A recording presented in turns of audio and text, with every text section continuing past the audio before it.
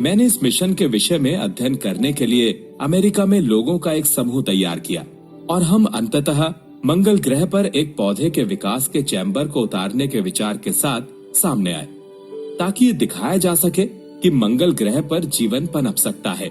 मैंने John Garvey, Chris Thompson, Bob Zubrin, Jim French, Mike Griffin, Thomas Svitek, Tom Muller, Taber MacCallum, Jane Poynter और Dave बेयरडेन द्वारा समर्थित अध्ययन का नेतृत्व किया। इसे मार्स ओएसिस कहा जाता था। अगर मुझे ठीक से याद है तो हमने 2006 में लॉन्च किए जाने वाले इस मिशन के लिए सबसे अच्छे विकल्प के रूप में ड्रेनेपर लॉन्च वाहन को चुना। हम 3 बार रूस गए, एक बार अपने लैंडर के निर्माण के विषय में बात करने, जो हमने सोचा कि ऐसा करना अमेरिका के करने के मुकाबले सस्ता होगा। अगली बार विभिन्न लॉन्च वाहन प्रदाताओं से बातचीत करने हेतु, और फिर आखिरी बार वास्तव में 2 ड्रेनेपर लॉन्च वाहन खरीदने। उनके द्वारा मोलभाव करने से मना कर देने के बाद एलन ने अपने खुद के रॉकेट आधुनिक फैल्कॉन 9 को निर्मित करने का फैसला किया। ये 25 नवंबर 2015 को जिम कैंट्रेल द्वारा कोरा पर दिया गया जवाब है। 2 यात्राओं के बाद ये दरवाजा अब बंद हो चुका है। रूसियों ने इस अवसर को लेकर उतना उत्साह नहीं दिखाया और उनके द्वारा मांगा गया $8 मिलियन का मूल्य मस्क की नजरों में काफी अधिक था। पहले सिद्धांतों के विचार के प्रारंभिक उपयोग में इस पुस्तक में आगे विचार से चर्चा की गई है। मस्क ने इस रॉकेट के कच्चे माल की लागत का हिसाब लगाया और इस नतीजे पर पहुंचे कि पुरानी और अप्रचलित रूसी यूनिटों को खरीदने के मुकाबले वे इससे कम लागत में तो नए ही तैयार कर सकते हैं। इसके अलावा एक छोटा ग्रीन हाउस क्यों भेजा जाए। उन्होंने एक ऐसा व्यापार शुरू करने का फैसला किया जो देशों, विश्वविद्यालयों और उन व्यवसायों के लिए सस्ती दरों वाली अंतरिक्ष यात्रा की पेशकश कर सके जिन्हें अपने उपग्रहों को भेजने की आवश्यकता थी। मस्क अब कहते हैं, मैंने मूल रूप से स्पेसएक्स और टेस्ला दोनों के सफल होने की 10% से भी कम उम्मीद पाली थी, और अगर आप विभिन्न क्षेत्रों में मौजूद अवसरों में जोखिम समायोजित प्रतिफल दर का अनुमान लगाना चाहें, तो मैं रॉकेट और कारों के निर्माण के काम को सूची में बिल्कुल नीचे के स्थान के आसपास रखना पसंद करूंगा। ये किए जाने वाले सबसे बेवकूफाना काम होंगे। CNBC को दिए साक्षात्कार में एलन मस्क ने बात कही। वहीं दूसरी तरफ अगर स्पेसएक्स चीजों को सफलतापूर्वक अंतरिक्ष में भेजने या फिर अंतर्राष्ट्रीय अंतरिक्ष स्टेशन या फिर अन्य ग्रहों तक भेजने की लागत को कम करने में सफल रहता है, तो ऐसे संभावित ग्राहकों की सूची बेहद लंबी है जो इन सेवाओं का लाभ उठा सकते हैं, विशेषकर वे जो 2001 की कीमतों में लाभकारी तरीके से इनका उपयोग नहीं कर पाए थे। ये उद्यम लगभग पूरी तरह से मस्क की नई संपत्ति से शुरू किया गया है और उन्होंने आखिरकार इस उद्यम में अपने खुद की पूंजी के $100 मिलियन को डुबो दिया। दिसंबर 2018 तक स्पेसएक्स की कीमत $30.5 बिलियन आंकी गई है और ये कंपनी प्रतिवर्ष इतने अधिक रॉकेट और टन भार लॉन्च कर रही है जितने अब तक किसी भी कंपनी या फिर संप्रभु देश द्वारा नहीं किए गए हैं। ऐसा कैसे संभव है? मस्क ने प्लेबुक को अस्वीकार कर दिया। उनके प्रयासों का समर्थन करने वाली एयरस्पेस कंपनियों और सरकारों के पास असीमित बजट और पाने के लिए बेहद विशिष्ट लक्ष्य थे। मस्क ने चीजों को दूसरी तरह से देखा। हम पेलोड की चिंता किए बिना उपग्रहों को अंतरिक्ष में सलामती के साथ कम से कम संभावित लागत में कैसे भेज सकते हैं। इसका मतलब था रॉकेट के निर्माण से जुड़े प्रत्येक पहलू पर पुनर्विचार करना। उन्हें कब, कहां और कैसे लॉन्च किया गया और क्या होगा अगर प्रत्येक उड़ान के बाद उनके हिस्सों को छोड़ देने के बजाय दोबारा उपयोग में ले लिया जाए। नतीजा होगा प्रत्येक उड़ान की लागत में कमी होना, जो नासा के लिए $1 बिलियन से भी अधिक है, जबकि स्पेसएक्स के लिए ये $65 मिलियन है। और इसके अलावा उम्मीद ये भी है कि अगर बाकी के सभी अंतरिक्ष प्रयासों द्वारा छोड़ दिए गए हिस्सों और उपकरणों को दोबारा प्रयोग में लिया जाए तो ये लागत कम होकर $7 मिलियन तक हो जाएगी। ये तय है कि किसी भी क्षेत्र में जब प्रतिस्पर्धा प्रारंभ होती है तो दूसरे कीमत, गुणवत्ता या फिर प्रदर्शन की बराबरी करने या फिर उसे पीछे छोड़ने के तरीके खोजने का प्रयास करते हैं। Boeing, Bigelow Aerospace, Blue Origin, Virgin Galactic Vector Launch, Lockheed Martin, Rocket Lab, रूस और चीन भी अपनी लागत को कम करने के प्रयास में लगे हुए हैं। मस्क अब भी इस बात पर जोर देते हैं कि स्पेसएक्स का सारा काम मंगल को आबाद करने के लक्ष्य के प्रति समर्पित है। वे 2019 के प्रारंभ में स्टारशिप नामक एक डिजाइन का परीक्षण प्रारंभ करेंगे। इस रॉकेट के पुराने संस्करण को BFR कहा जाता था और ये पहले से ही मौजूदा दौर का सबसे शक्तिशाली रॉकेट है। उनका लक्ष्य 2022 तक मंगल पर पहले स्टारशिप को भेजने का है, जिसके जरिए उन आवश्यक चीजों को भेजा जाएगा जो 2024 में मानव के वहां जाने पर आवश्यक होंगी। स्टारलिंक, केबल का दौर लगभग बीत चुका है। साथ ही हो सकता है कि हम मोबाइल टावरों के अंत के करीब भी हों। कई कंपनियां मौजूदा तरीकों का उपयोग करने के बजाय अंतरिक्ष से इंटरनेट सेवा प्रदान करने के लिए विशेष रूप से डिजाइन किए गए उपग्रह एरो का निर्माण कर रही हैं। मस्क को इस बात का पूरा विश्वास है कि उच्च गति वाली कनेक्टिविटी तैयार करने की दिशा में उनका विशाल परिनियोजन आखिरकार विजेता साबित होगा। मैं स्टारलिंक के बारे में अधिक बात नहीं करता, लेकिन इतना तो तय है कि इसका उद्देश्य पूरी दुनिया को कम देरी वाली उच्च बैंडविड्थ इंटरनेट कनेक्टिविटी उपलब्ध करवाना है। ये वास्तव में किसी भी तरह से स्काईनेट चीज होने के लिए उपग्रह प्रणाली पर पर्याप्त संज्ञानात्मक प्रसंस्करण शक्ति नहीं होगी। स्पेसशिप.com को दिए साक्षात्कार में एलन मस्क ने ये बात कही।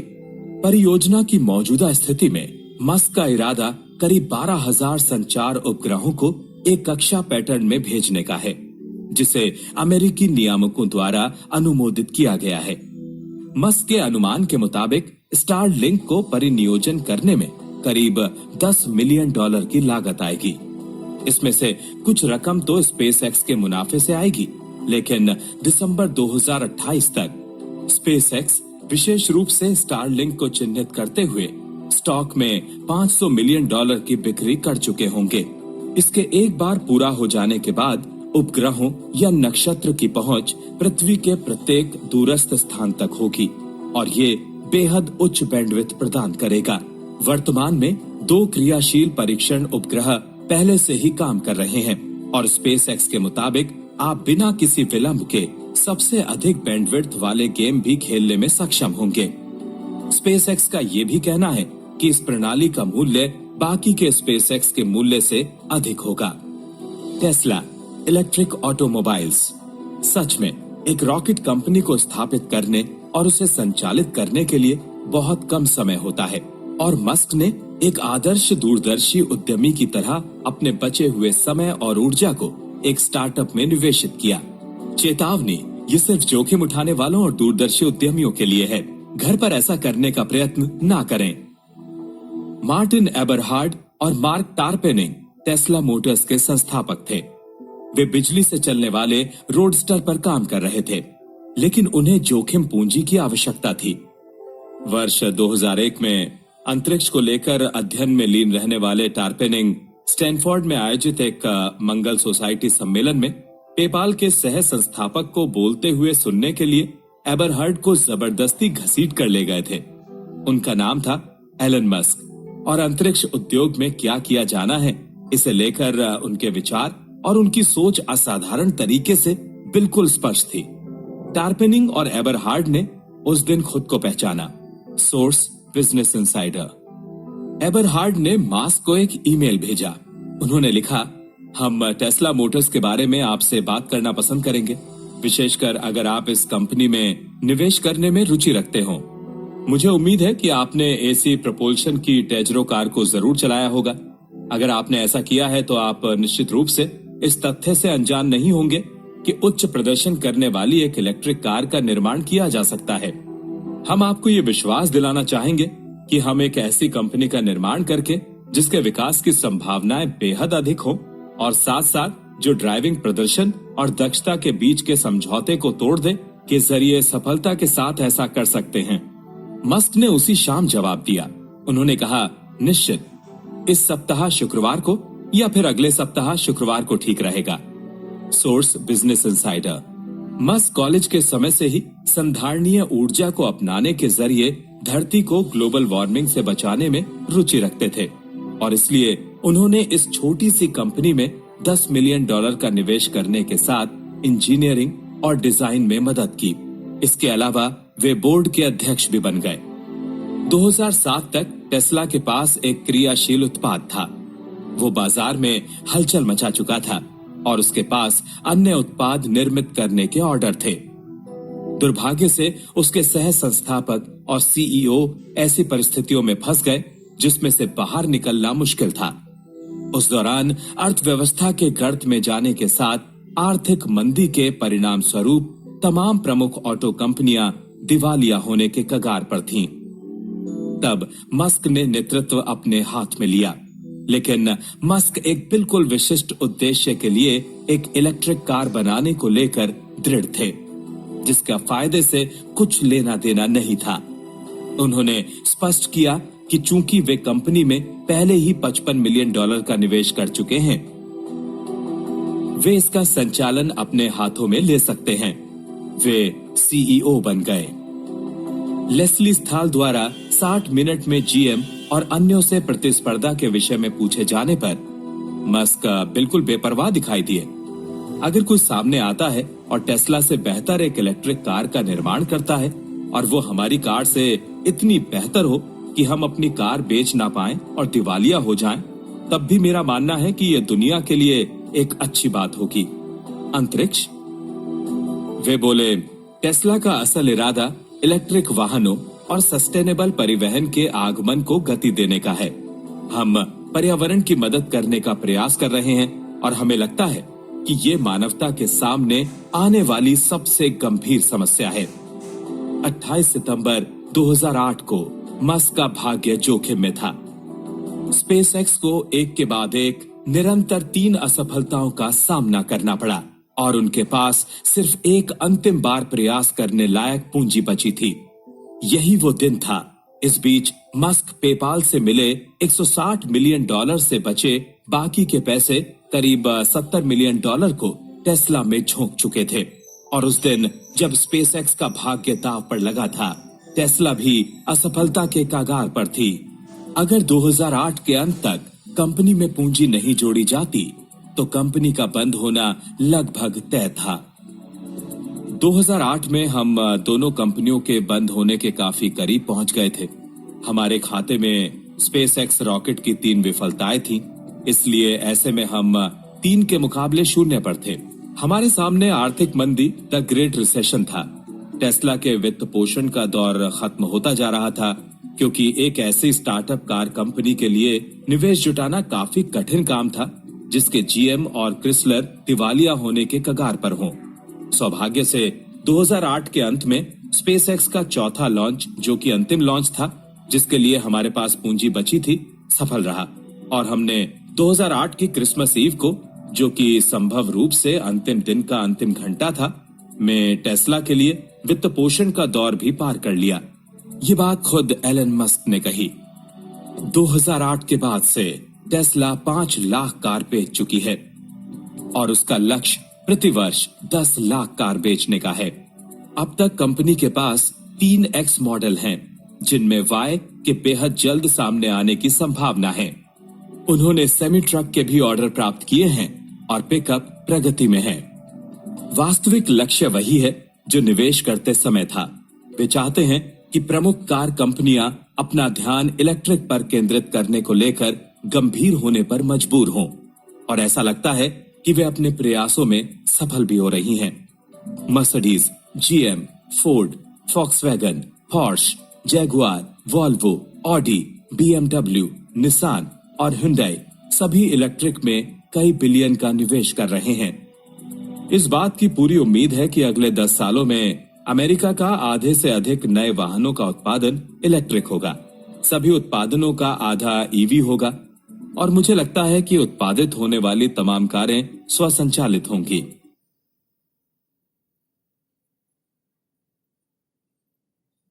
टेस्ला आरती 17 जुलाई 2017। Tesla energy. मैंने एक स्रोत तलाशने के क्रम में इंटरनेट पर काफी खोज की, लेकिन मुझे बहुत कम मिल पाया। मुझे इस बात का पूरा भरोसा है कि मैं एक प्रमुख उद्योगपति के एक उदाहरण को इस उद्देश्य से पढ़ूं, जो भी सबसे बेहतर बैटरी का आविष्कार करेगा वो धरती का सबसे धनी व्यक्ति होगा। यहाँ पर लगभग इसी निष्कर्ष तक पहुँचने वाले कुछ ऐसे लेख हैं जिनका आप पूरा आनंद लेंगे। The great battery race, https://foreignpolicy.com/10/12/10-battery-race/ या फिर the race to build the better battery that the world desperately needs, https://www.vox.com/2015/2/22/8084703/powerhouse-steve-levine-review। अब मैं इस विचार में अपनी तरफ से और जोड़ूंगा, बैटरी टेस्ला मशीन की प्रमुख कुंजी है। कार भी नहीं, ना ही सोलर पैनल, बल्कि बैटरी। सीकिंग अल्फा के मुताबिक Q2 विश्लेषक कॉल में टेस्ला प्रबंधन ने इस बात की पुष्टि की है कि उसे इस बात की उम्मीद है कि उसका ऊर्जा भंडारण राजस्व कंपनी के ऑटो के बराबर होगा। ये सामने लाया गया एक छोटा सा तथ्य है